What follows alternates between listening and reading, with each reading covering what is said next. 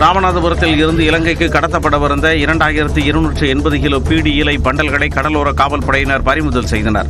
ராமநாதபுரம் புறநகர் பகுதிகளில் காவலர்கள் வாகன சோதனையில் ஈடுபட்டுக் கொண்டிருந்தபோது அவ்வழியாக சரக்கு வாகனத்தில் வந்தவர்கள் வாகனத்தை விட்டு தப்பிச் சென்றனர். இதையடுத்து வாகனத்தை சோதனை செய்தபோது அதில் 2280 கிலோ பீடி இலை பண்டல்கள் இருப்பது தெரியவந்தது. திருவள்ளூர் மாவட்டம் திருத்தணி அருகே வேலஞ்சேரி ஊராட்சியில் 2 வாரங்களாக 100 நாள் வேலை வழங்கப்படாததை கண்டித்து 100க்கும் மேற்பட்ட பெண்கள் சாலை மறியலில் ஈடுபட்டனர். அடுத்த வாரம் முதல் வேலை வழங்க நடவடிக்கை எடுக்கப்படும் என அதிகாரிகள் உறுதியளித்த பின்னர் போராட்டம் கைவிடப்பட்டது. பவானி ஆறு மாசுபடுவதை தடுக்க கோவை ஈரோடு மாசு கட்டுப்பாட்டு வாரிய அதிகாரிகள் அடங்கிய கண்காணிப்பு குழுவை அமைக்க கோரி பவானி நதிநீர் பாதுகாப்பு கூட்டியக்கத்தினர் ஈரோடு ஆட்சியரிடம் மனு வழங்கினர்.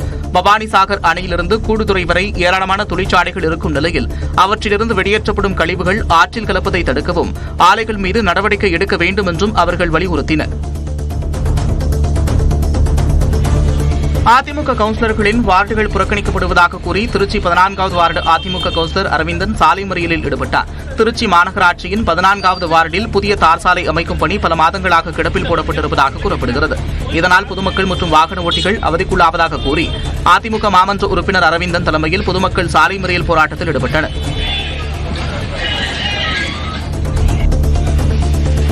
திருப்பத்தூர் அருகே மின் இணைப்பு சரி செய்யும் பணியில் ஈடுபட்டிருந்த மின்வாரிய ஊழியர் மின்சாரம் பாய்ந்து உயிரிழந்தார். கரம்பூரைச் சேர்ந்த வெங்கடேசன் மெட்டூர் மின்வாரிய அலுவலகத்தில் கேங்மேனாக பணியாற்றி வந்தார். இவரும் ஒப்பந்த ஊழியர் பாண்டியனும் நாராயணபுரம் பகுதியில் மின்கம்பத்தில் ஏறி சீரமைப்பு பணியில் ஈடுபட்டனர். அப்போது மின்சாரம் பாய்ந்து மயங்கி விழுந்த வெங்கடேசன் திருப்பத்தூர் அரசு மருத்துவமனைக்கு அழைத்து செல்லப்பட்டார். எனினும் அவர் ஏற்கனவே இறந்துவிட்டதாக மருத்துவர்கள் தெரிவித்தனர். நீலகிரி மாவட்டம் குன்னூரில் இயேசு கிறிஸ்துவின் சிலுவை பாடுகளை நினைவுகூரும் வகையில் தவக்கால பவனி நடைபெற்றது. குன்னூர் மேட்டுப்பாளையம் சாலையில் உள்ள பரலியாரிலிருந்து குன்னூர் ஜபஸ்தியார் ஆலயம் வரை 20 கிலோமீட்டருக்கு இந்த பவனி நடைபெற்றது. இதில் பங்கேற்ற குழந்தைகள் இயேசு, சீடர்கள், அன்னை மரியாள், போர் வீரர்கள் போன்று வேடமணிந்து பங்கேற்றனர். அரியலூர் மாவட்டம் செந்துறை அருகே பள்ளி மைதானத்தில் விளையாடிக் கொண்டிருந்த சிறுவன் எரிந்து கொண்டிருந்த குப்பையில் விழுந்து காயமடைந்தார். அரசு ஊராட்சி ஒன்றிய நடுநிலைப் பள்ளியில் 8ஆம் வகுப்பு படிக்கும் மாணவன் விஜய் சக மாணவர்களுடன் விளையாடிக் கொண்டிருந்தார். அப்போது மைதானத்தில் எரிந்து கொண்டிருந்த குப்பை மீது தவறுதலாக விழுந்ததில் மாணவனின் கையில் தீக்காயம் ஏற்பட்டது. நாகையில் தவகாலத்தை முன்னிட்டு உலக புகழ் பெற்ற வேளாங்கண்ணியில் 6 வார சிலுவை பாதை ஊர்வல நிகழ்ச்சி நடைபெற்றது. வேளாங்கண்ணியில் தவகாலத்தை முன்னிட்டு வெள்ளிக்கிழமைகள் தோறும் சிலுவை பாதை நிகழ்ச்சி நடைபெறும். அதன்படி 6வது வார சிலுவை பாதை ஊர்வல நிகழ்ச்சி பேராலய அதிபர் இருதயராஜ் தலைமையில் நடைபெற்றது.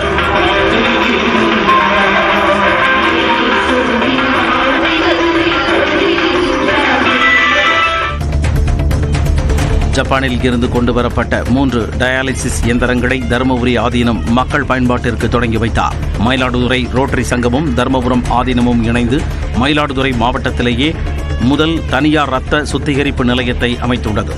இதில் 36 லட்சம் ரூபாய் செலவில் ஜப்பானில் இருந்து தருவிக்கப்பட்ட டயாலிசிஸ் இயந்திரங்களை பயன்படுத்த 1100 ரூபாய் கட்டணம் செலுத்தினால் போதுமானது என அறிவிக்கப்பட்டுள்ளது. புதுக்கோட்டை பொன்னமராவதி காவல் நிலையத்தில் கடந்த 3 ஆண்டுகளில் பறிமுதல் செய்யப்பட்ட 1 டன் அளவிலான குட்கா பொருட்களை நீதிமன்ற உத்தரவின் பேரில் காவல்துறையினர் தீயிட்டு கொளுத்தினர். ஆள் நடமாட்டம் குறைவாக உள்ள இடத்தில் பெட்ரோல் ஊற்றி அவற்றை காவலர்கள் எரித்தனர். வக்பு வாரிய திருத்த சட்டத்தை திரும்பப் பெற வலியுறுத்தி திருச்சி தென்னூர் பள்ளிவாசல் முன்பு இஸ்லாமிய அமைப்பினர் கருப்பு கொடி ஏந்தி ஆர்ப்பாட்டத்தில் ஈடுபட்டனர். மசூதி மினார்களில் கருப்பு கொடி கட்டியும் மத்திய அரசுக்கு எதிர்ப்பு தெரிவித்தனர். இதனைத் தொடர்ந்து நடைபெற்ற மனித சங்கிலி போராட்டத்தில் 100க்கும் மேற்பட்டோர் பங்கேற்றனர். திருப்பூர் மாவட்டம் பல்லடம் அருகே சாலை ஓரமாக நின்று கொண்டிருந்த லாரியின் மீது ஆம்புலன்ஸ் மோதியதில் 2 உயிரிழந்தனர். பட்டுக்கோட்டையில் உள்ள தனியார் மருத்துவமனையில் இருந்து மேல் சிகிச்சைக்காக நோயாளி முருகன் ஆம்புலன்ஸில் கோவை சென்ற நிலையில் ஆம்புலன்ஸ் விபத்தில் சிக்கியது. இதில் முருகன் மற்றும் அவரது மனைவி உயிரிழந்தனர். ஓட்டுநர் உட்பட 3 காயமடைந்தனர். கோவை மாவட்டம் உக்கடம் அருகே அரசு போக்குவரத்து கழக கிளையில் தொழில்நுட்ப பயிற்சிக்கு வந்த மாணவர் கழிவறையை பெயிண்ட் அடிக்கும் பணியில் ஈடுபடுத்தப்பட்டார். சமூக வலைதளங்களில் இந்த காட்சிகள் வெளியான நிலையில் விசாரணை நடைபெற்று வருவதாக கோவை கோட்ட போக்குவரத்து கழக அதிகாரி விளக்கமளித்துள்ளார். திண்டுக்கல் மாவட்டம் கொடைக்கானலில் பங்குனி உத்திரத்தை முன்னிட்டு குறிஞ்சி ஆண்டவர் முருகப்பெருமானுக்கு ஆயிரக்கணக்கான பக்தர்கள் காவடி எடுத்து நேர்த்திக்கடன் செலுத்தினர். வள்ளி தெய்வானையுடன் முருகப்பெருமாள் சிறுதேரில் திருவீதி உலா வந்து பக்தர்களுக்கு காட்சியளித்தனர். முருகன் போன்று வேடமணிந்து பக்தர் ஒருவர் உலா வந்தது காண்போரை வெகுவாக கவர்ந்தது. கன்னியாகுமரி மாவட்டம் நாகர்கோவில் அருகே ரயில்வே பணியின் போது மண் சரிவில் சிக்கிய 3 பேர் மீட்கப்பட்டு மருத்துவமனையில் அனுமதிக்கப்பட்டுள்ளனர். பழையாற்றின் அருகில் கான்கிரீட் பிளாக் அமைக்க மண் தோண்டிய போது திடீரென மண் சரிவு ஏற்பட்டது. இந்த விபத்து காரணமாக நாகர்கோவில் நெல்லை பாதையில் சிறிது நேரம் ரயில் போக்குவரத்து பாதிக்கப்பட்டது. நெல்லையில் கர்ப்பிணிகளுக்கு காலாவதியான பொருட்களை வழங்கிய விவகாரத்தில் மருத்துவ பணியாளர்கள் 3 பேரிடம் விசாரணை நடைபெறுகிறது. டாக்டர் முத்துலட்சுமி ரெட்டி மகப்பேறு நிதியுதவி திட்டம் மூலம் கர்ப்பிணிகளுக்கு ஊட்டச்சத்து பெட்டகமும் நிதியுதவியும் வழங்கப்படுகிறது. அதன்படி நெல்லை பர்கிட் மாநகர அரசு ஆரம்ப சுகாதார நிலையத்தில் வழங்கப்பட்ட பெட்டகத்தில் இருந்த பொருட்கள் பேரிச்சம்பழம், நெய் போன்றவை காலாவதியாகி இருப்பதாக புகார் எழுந்தது. நீலகிரி மாவட்டம் கூடலூர் சுற்றுவட்டார பகுதிகளில் உலாவரும் ஒற்றை யானையை அடர்ந்த வனப்பகுதிக்குள் விரட்ட பொதுமக்கள் கோரிக்கை விடுக்கின்றனர். பாக்கனா பகுதியில் உள்ள குடியிருப்புகளுக்கு அருகே உலாவிய யானை மக்களின் சத்தத்தை கேட்டு ஆக்ரோஷத்துடன் சாலையில் ஓடியது. மேலும் தென்னந்தோப்பில் இருந்த மரத்தை தள்ளியதுடன் ஒரு வீட்டின் முன்பு நின்று தென்னை மர கிளைகளை சாப்பிட்டது. சென்னை பனையூரில் தமிழக வெற்றிக் கழகத்தின் தலைமை அலுவலகத்தின் அரங்கை குளிரூட்டப்பட்ட அறையாக மாற்றும் பணி விறுவிறுப்பாக நடைபெற்று வருகிறது. பனையூரில் உள்ள தாவேகவின் தலைமை அலுவலகத்தில் கட்சி நிர்வாகிகள் கூட்டம் நடைபெறும் இடம், உணவு அருந்தும் இடம் என அனைத்திலும் மின்விசிறிகள் மட்டுமே இருந்து வந்ததால் தொண்டர்கள் கோடை வெயிலை சமாளிக்க முடியாமல் திணறி வந்ததாக கூறப்படுகிறது. இந்த நிலையில் கட்சி அலுவலகம் முழுவதையும் குளிரூட்டப்பட்ட அறையாக மாற்றும் பணி தற்போது நடைபெற்று வருகிறது. குறைந்தபட்ச ஊதியமாக நாள் ஒன்றுக்கு 760 ரூபாய் வழங்க வலியுறுத்தி தஞ்சாவூரில் தூய்மை பணியாளர்கள் ஆர்ப்பாட்டத்தில் ஈடுபட்டனர். மாநகராட்சி அலுவலகம் முன்பு நடைபெற்ற போராட்டத்தில் 100க்கும் மேற்பட்டோர் பங்கேற்றனர். வருங்கால வைப்பு நிதி கணக்குகள் குறித்த விவரங்களை பணியாளர்களுக்கு வழங்க வேண்டும் என்றும் அவர்கள் வலியுறுத்தினர். நாமக்கல் மாவட்டம் ராசிபுரம் அருகே கண்ணூர்பட்டி மாரியம்மன் கோவில் தேர் திருவிழா சிறப்பாக நடைபெற்றது. கண்ணூர்பட்டி, சின்னகவுண்டனூர் உள்ளிட்ட பகுதிகள் வழியாக தேர் சென்ற நிலையில் சுற்றுவட்டார பகுதிகளைச் சேர்ந்த பக்தர்கள் கலந்து கொண்டு தேரை வடம் பிடித்து இழுத்தனர். தேனி மாவட்டம் போடி சுப்பிரமணிய சுவாமி கோவில் திருக்கல்யாண நிகழ்ச்சியில் மாங்கல்யம் வைக்கப்பட்ட தேங்காய் 52,000 ரூபாய்க்கு ஏலம் போனது. அறநிலைத்துறை கட்டுப்பாட்டில் உள்ள சுப்பிரமணிய சுவாமி கோவிலில் பங்குனி உத்திரத்தை முன்னிட்டு வள்ளி தெய்வானை சுப்பிரமணிய சுவாமி திருக்கல்யாணம் வெகு விமர்சையாக நடைபெற்றது. இதனையடுத்து திருமாங்கல்யம் வைக்கப்பட்ட தேங்காய் ஏலமிடப்பட்ட நிலையில் அதிகபட்சமாக 52,000 ரூபாய்க்கு பழனி ஆண்டவர் நாகஜோதி தம்பதியினர் ஏலமெடுத்தனர். வேலூர் மாவட்டம் காட்பாடியில் ஸ்ரீ பொன்னியம்மன் கோயில் திருவிழாவை முன்னிட்டு 78வது ஆண்டாக எருதுவிடும் விழா நடைபெற்றது. திருப்பத்தூர், கிருஷ்ணகிரி, ஆந்திராவிலிருந்து வந்திருந்த 200க்கும் மேற்பட்ட காளைகள் போட்டியில் பங்கேற்றன. இதில் குறைந்த நேரத்தில் இலக்கை எட்டிய காளைகளின் உரிமையாளர்களுக்கு ரொக்கப் பரிசு வழங்கப்பட்டன.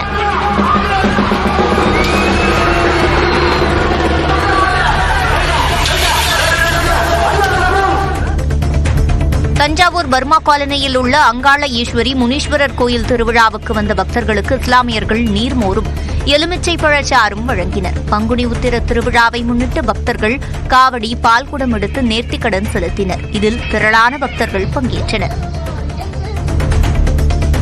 திருப்பூர் மாவட்டம் பல்லடம் அருகே சாலை ஓரமாக நின்று கொண்டிருந்த லாரியின் மீது ஆம்புலன்ஸ் மோதியதில் 2 உயிரிழந்தனர். பட்டுக்கோட்டையில் உள்ள தனியார் மருத்துவமனையில் இருந்து மேல் சிகிச்சைக்காக நோயாளி முருகன் ஆம்புலன்ஸில் கோவை சென்ற நிலையில் ஆம்புலன்ஸ் விபத்தில் சிக்கியது.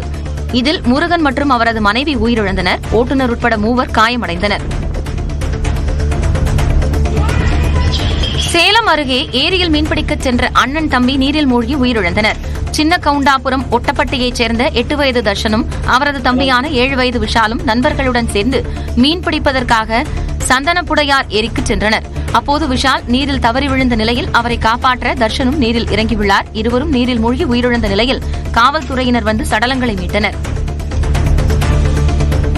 திருப்பத்தூர் மாவட்டம் வாணியம்பாடி அருகே செவிலியர் பயிற்சிக்காக வரும் மாணவிகளுக்கு பாலியல் தொல்லை கொடுத்ததாக தனியார் மருத்துவமனை உரிமையாளர் மீது போக்சோ சட்டத்தில் வழக்கு பதிவு செய்யப்பட்டுள்ளது. புத்துக்கோவில் பகுதியில் உள்ள மருத்துவமனை உரிமையாளர் ஜாவித் மீது மாணவி ஒருவர் அளித்த புகாரின் பேரில் விசாரணை நடத்தப்பட்டது. மாணவிகள் மருத்துவர்களிடம் நடத்திய விசாரணையின் அடிப்படையில் ஜாவித் மீது வழக்கு பதிவு செய்யப்பட்டுள்ளது. திருவண்ணாமலை மாவட்டம் ஆரணி அருகே அறுந்து கிடந்த மின்கம்பியை மிதித்த 2 கறவை மாடுகள் உயிரிழந்தன. ஆரணி சுற்றுவட்டார பகுதிகளான கண்ணமங்கலம், அம்மாபாளையம், வெண்ணாங்குளம், ஒன்னுபுரம், புதுப்பாளையம் உள்ளிட்ட பகுதிகளில் வியாழக்கிழமை இரவு பலத்த மழை பெய்தது. அப்போது அம்மாபாளையம் பகுதியில் மின்கம்பி ஒன்று அறுந்து விழுந்தது. அதனை மிதித்த மகாதேவன் என்பவரின் 2 பசுமாடுகள் மின்சாரம் பாய்ந்து உயிரிழந்தன. புதுக்கோட்டை மாவட்டம் அறந்தாங்கி அருகே கூத்தாடி வயல் அரியநாயகி அம்மன் கோவிலில் பூட்டை உடைத்த இளைஞர் உண்டியலை திருடிச் சென்ற சிசிடிவி காட்சி வெளியாகியுள்ளது. வியாழக்கிழமை நள்ளிரவு 1 மணி அளவில் தலையில் துண்டு போட்டபடி கோயிலுக்கு வந்த இளைஞர் அரிவாளை கொண்டு பூட்டை உடைத்து உண்டியலை திருடிச் சென்றார். தருமபுரி மாவட்டம் பாப்பிரெட்டிப்பட்டி அருகே 100 அடி ஆழக்கிணற்றில் தவறி விழுந்த முதியவர் பாதுகாப்பாக மீட்கப்பட்டார். நல்லகுட்லஹள்ளி கிராமத்தைச் சேர்ந்த பெரியண்ணன் என்ற 70 வயது முதியவர் தனது விளைநிலத்திற்கு சென்றபோது பாம்பு வருவதைக் கண்டு பயந்து ஓடி கிணற்றில் தவறி விழுந்தார். அவரை நீண்ட நேரமாக காணவில்லை என தேடி வந்த உறவினர்கள் கிணற்றுக்குள் இருப்பதை பார்த்து தீயணைப்பு வீரர்களுக்கு தகவல் கொடுத்தனர். அவர்கள் வந்து 1 மணி நேரத்திற்கும் மேலாக போராடி பெரியண்ணனை பாதுகாப்பாக மீட்டனர்.